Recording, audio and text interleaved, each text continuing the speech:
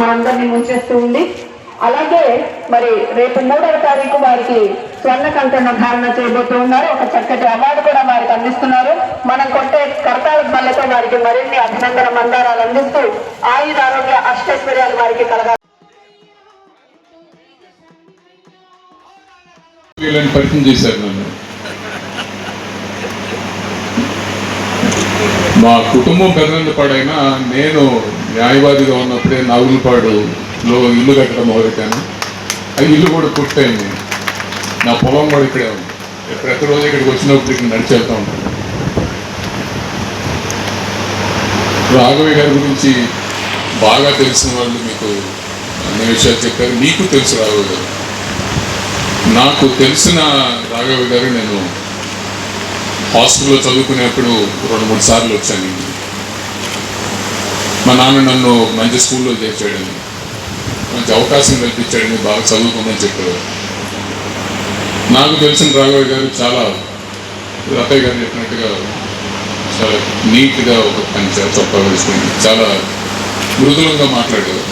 నాకు తెలియని రాఘవయ్య గారు ఇప్పుడు మీరు చెప్తున్నారు చాలా దృఢత్వంతో ఉండేవారు, పోరాట పట్టిన ఉంది.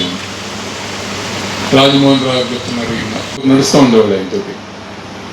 నేను అప్పుడు అనుకునేవాడిని ఇప్పుడు ఎన్ని సంవత్సరాలు పోరాటం చేస్తారు 5-6 గుర్తుపెట్టని.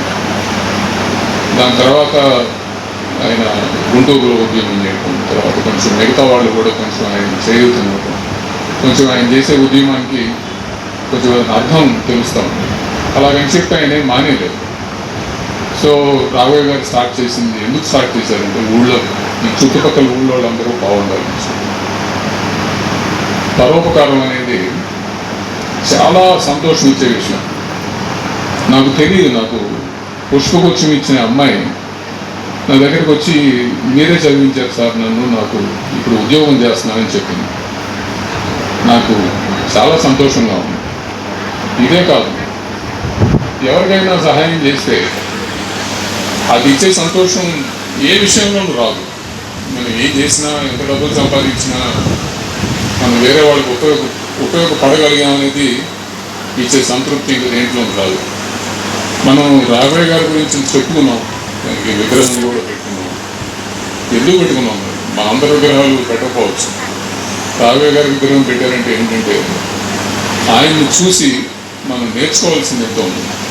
ఈ రోజులు నడిచేటప్పుడు ఆయన విగ్రహం చూసి రాఘవయ్య గారు ఏం చేశారు, ఎందుకు ఆయనకి గుర్తింపు వచ్చింది, మనం కూడా ఆయన మార్గంలో నడవాలని, ఆయన్ని చూసి మనం కూడా నేర్చుకోవాలని ప్రతి వాళ్ళు అనుకోవాలి.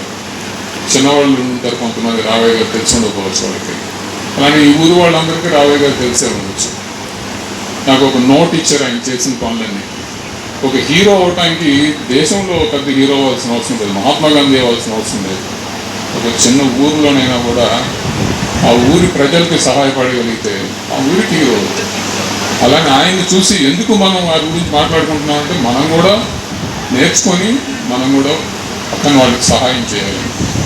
ఇంక భగవంతుడు మనకి అట్లీస్ట్ తినటానికి ఉండటానికి అంతవరకన్నా ప్రసాదించాడు.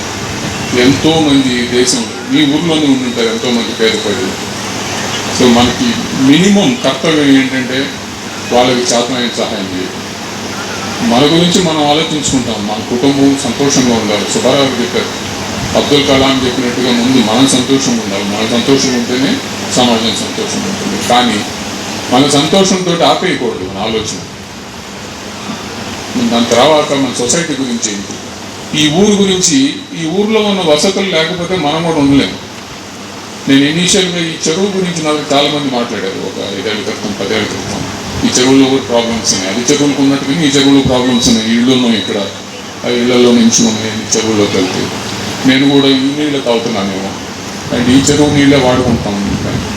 సో అందరూ కలిసి చేసేదే మనకు ఉపయోగం ఉంటుంది. మనం సగలే నేను ఇట్లానే ఉంటాను, నేను మారున్నాను అనుకుంటే మనకి ఉపయోగం లేదు, మిగతా వాళ్ళకి ఉపయోగం లేదు. సో నేను రాఘవయ్య గారి గురించి చెప్పగలిగేది ఏంటంటే ఒక మనిషి ఎంత మంచి చేశాడు అనేది ఎన్ని సంవత్సరాలైనా గుర్తుంటుంది. మనం ఏదైనా అందరికి ఉపయోగపడేది చేస్తే పర్మనెంట్గా మన పేరు గుర్తుండిపోతుంది. ఇప్పుడు రాఘవయ్య గారి విగ్రహంతో జరిగేది అదే. నేను ఆయన పైన గౌరవంతో నేను ఢిల్లీ నుంచి ఇక్కడికి వచ్చాను. సో నార్మల్గా ఇట్లాంటి ఫంక్షన్స్కి వెళ్ళను నేను. సో ఆయన నాకు తెలుసు, చిన్నప్పటి నుంచి తెలుసు, ఆయన చూస్తూ ఉన్నాను, ఆయన గురించి విన్నాను. సో అందుకని ఇక్కడికి వచ్చాను. సో మనం అందరం అల్టిమేట్గా గుర్తుపెట్టుకోవాల్సింది ఏంటంటే మనం కూడా రాఘవయ్య గారి నుంచి ఏదో ఒకటి నేర్చుకోవాలి. ఏం నేర్చుకోవాలి? సో మన ఊరికి సంబంధించి మనకు చేతనైన సహాయం చేయాలనేది నేర్చుకోవాలి. ఎందుకంటే పెద్దగా ఏం అవసరం లేదు. మనం బాగుండాలా, ఊరు బాగుండాలా, దేశం బాగుండాలి.